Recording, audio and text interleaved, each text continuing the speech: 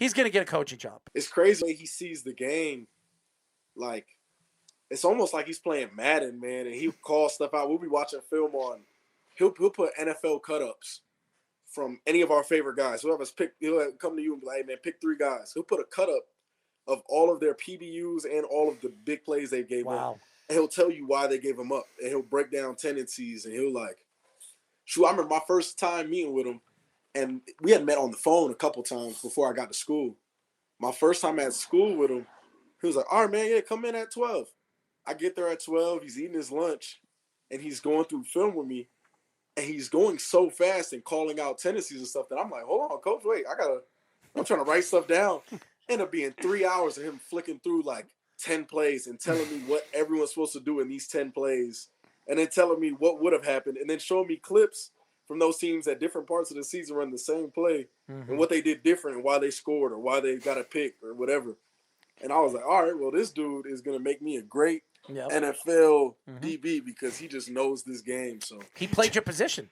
Yeah, exactly. He played your position. He understands, and he'll tell you you're a lot bigger and you're a lot stronger and you're built bigger and stronger and faster than he ever was. But guys like that, you listen to because they're smarter, and he didn't build his game around speed and size. He built his game about using his smart understanding, reading plays, seeing plays before they even happen. And Ray Lewis said it best. You could be the biggest, the fastest, the best on the field. It's always the smarter ones, the more technical ones, that are always the ones that appear better than those guys. So Jim Leonhard should do one of those things for Trayvon Diggs so that he can show Cowboys fans he's not a top 3 corner in the league, because he led the league in interceptions, but he also led the league in penalty yards and big plays. Yeah, man, it's tough, man. You got different play styles. That's one thing, too, I realized when I got to college. Some guys love that gambling game. They're going to jump every single route. And if they give up 6, they're not mad because they know they're going to get a pick that same day. Well, you watch Diggs on the Cowboys this year. I mean, that guy, you watch him play. That's the first thing he does. The first thing, second thing, and third thing he's looking for is that pick.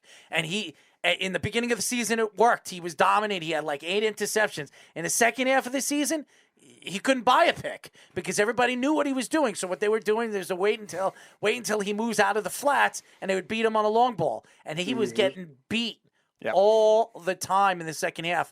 And Cowboy fans were like, oh, we got a great corner. Oh, top 3 corner in the league. Yeah. Meanwhile, he gave up the most penalty yards and big plays. He gave up the most penalty yards. It doesn't matter how many interceptions he had, because in the beginning of the season, everybody says he was the defensive player of the year. Oh, yeah. In the end, teams figured him out by watching video and understanding that he was always jumping the routes. Al, you must have loved as a Giants fan when Kadarius Toney roasted him. Yeah, man, shoot. It's crazy because, you'll get those, especially as a DB, man, you'll get them times where you're like, man, I'm jumping everything. Everything is looking great. I feel like every ball's thrown to me. And as soon as you get that, I've always had this, tickle in the back of my head, this thought, man, they're going to double move me. If I keep jumping this, someone's going to – so, I'll try to, always make sure I'm making a play on the ball. Man, shoot, it's tough. You get them days you're just that confident. And I can't imagine a guy like that getting that many picks early on, trying to not be as confident, trying to be more reserved after that. It got to be tough, man. Yeah, we actually talked to Farrell, who was drafted by the Oakland Raiders in the 4th round, and then 2 picks after him, the tight end, what's his name again? Charlie Kohler. Who we interviewed before the draft. Nice kid. Really, really liked the kid. And he was drafted by the Baltimore Ravens. And boy, oh boy, did the Baltimore Ravens absolutely hit home runs in this year's draft. Fantastic draft. And I think Kohler's going to be a sensational player. I think you're going to be a good player too, man. Just keep up the good work, put the time in, put your energy in, and always trusting God in who you are as a person and an athlete. And always remember that it's not like I said, it's not the biggest, the strongest, and the fastest guy that succeeds. It's the smartest guy. And that Jim Leonhard could attest to that on what he has done, in his NFL career and even his college career as a great college player that he was. And Rex Ryan will tell you too, he's one of the best players he's ever coached. And he's talking about Ray Lewis and all those other guys, Suggs and all those other guys he's coached. You ask Rex Ryan, I've asked Rex Ryan, who are the three best players he's ever coached, Jim Leonhard was one of those three. So that just tells No, it's you. even funny, man. I tried to clown him the other day on YouTube. They had a highlight reel of him, and it said shortest safety in NFL history. So I sent it to him. Was like, "What's going on, coach?" And he thought it was funny, man. He was like, "Oh, he always says every time you say something about joking about being short, he'll be like, I was never the shortest DB on any team I played for." I mean, he's one of those guys, huh? Just call him Mighty Mouse. That's what you call him. Just call him Mighty Mouse. But Rex Ryan said it. Rex Ryan is one of the greatest defensive minds in NFL history. He will tell you one of the top 3 players he's ever coached was Jim Leonhard, and that just tells you what type of player Jim Leonhard is. And Leonhard wasn't always a starting safety there either. It was Ed Reed and DeJuan Landry. And he said that he was smarter than Ed Reed was on the field. Wow. Like Ed Reed was the more talented player, but Jim Leonhard was smarter than all the guys on the field. He saw things before they even happened. He knew where the ball was going before the ball was thrown that way. So that's what makes Jim Leonhard special. And have an opportunity to train with him and actually learn from him is going to make you a better player.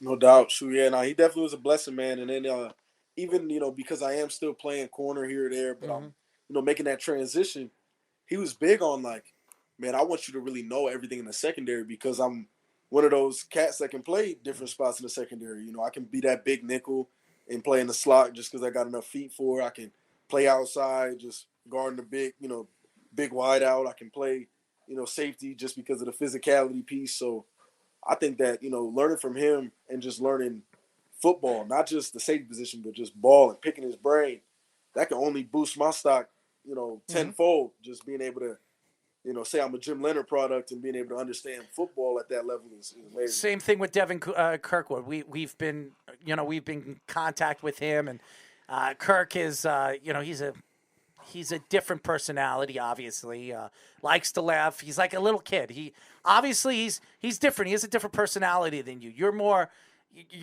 really calm, collective, but you have that that personality. He's just a funny, outgoing, laughable type of kid. You know what I mean? And heavy trash talker and a trash talker, a big time trash talker. And I've been in contact with him too, and he's really excited for this season. He played very well. The bits and pieces that we saw him this year, there was some sparks that we saw that Devin could really stand out. And I talked to a bunch of analysts, like top end analysts that are like scouting, the next big superstar, draft picks. And they said right now, if he were to go into the NFL, he's a 3rd round draft pick. I told Devin that. He says, oh, well, I got a couple of years to prove him and shut them up on that one. So it's the proof is in the pudding. As talented and you could be the best athlete on the field, but if you put the work in, you're not going to hit that opportunity where you can shine like everybody else. So you have it, man, and you have it, and you're New York, born and bred here, and that's why. Yes, my fellow Giants fan. I don't like that. There are 2 things I don't like about you, but everything else I love. You're a Giant fan, and you play for the Badgers. But everything else, I love you, man. I love you. I love your personality. I love everything about you. I want you to succeed. I want you to do the best that you possibly can. And I believe you will, because you know what?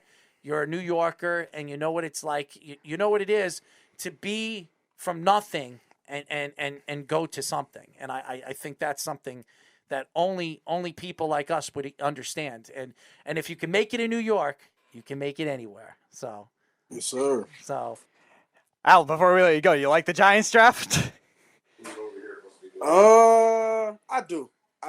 There's I like. Don't lie now. No, don't lie. No, don't let him sway you. Nah, I mean, I'll say this. The first round was good. I think he's good. I think he's a ball player, man. There's a few other guys we picked up that I thought were solid guys. That safety from Iowa, I thought he was solid. Yeah. Belton. I just feel like with the Giants, we really got to look into free agency, man. I think I love that we're getting young. Where's your father? I see you looking over there. Is that your father? Is that your pops? Yeah, he over there. He in the cut over there. Get him over here. Get him. I know he's a Giant fan. Get him over here. Come on, pops. Come here, pops. Let's get on the radio show real quick. Come over here. Come here, pops. I know you're a Giant fan. I want to know the truth. I want to know the truth from Daddy Dukes over here. He on the way, man. Come on, Pops. I got a question for you. Giants draft. They got some questions for you. I got some questions for you. There he is. There he is, Pops. I know you're a Giant fan, man. So tell me the truth. Did you think the Giants home run this draft? Yes or no? I think it was finally a good draft. I'll say that. It's been some years since we've seen something like this, but we'll see what happens. I think Kevon Thibodeau was a great pick for them. I think it was a very smart move by them. Evan Neal, I was very surprised he was sitting there. I think their first round was fantastic. They absolutely A-plus first round.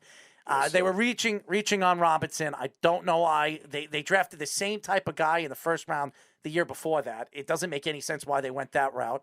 I think the kid, what was it? Not the safety. The 6th round pick? Who was it? The linebacker, right? It was Darian Beavers. Beavers, I heard is going to be special.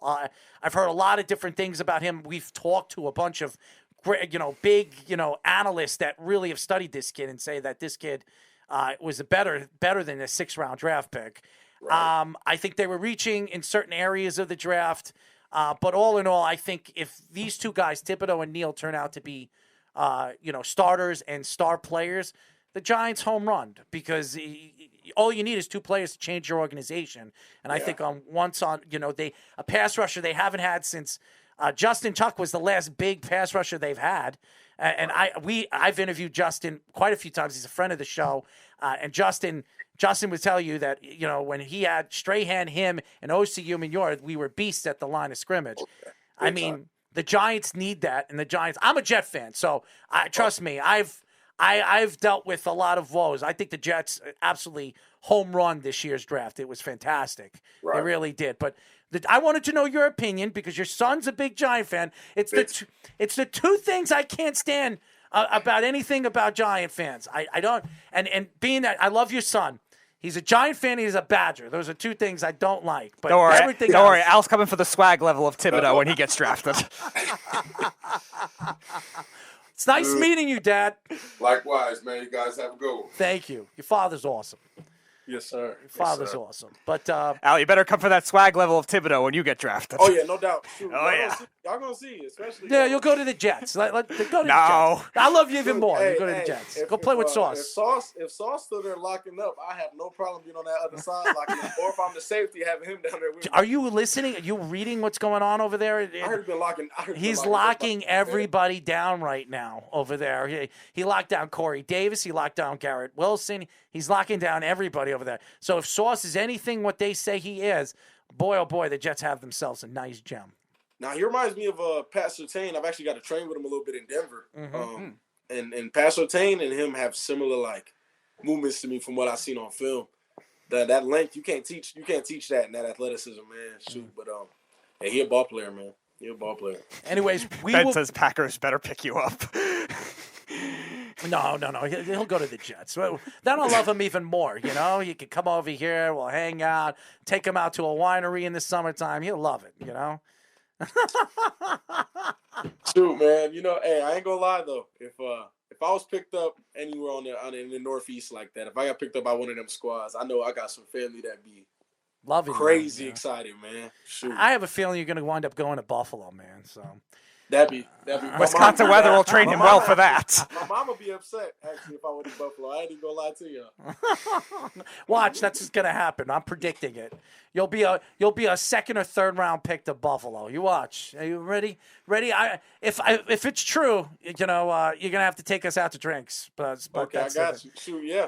Remember this today. Shoot. I don't forget anything, bud. So don't worry about it. We'll be in touch, man. We'll definitely be in touch. We really appreciate you joining us. Thank you for giving us the time, man. Say hello to the whole family and get healthy, man, and get ready for the season. We'll be in touch. We'll get you on the show again. I'll be in touch with you soon too.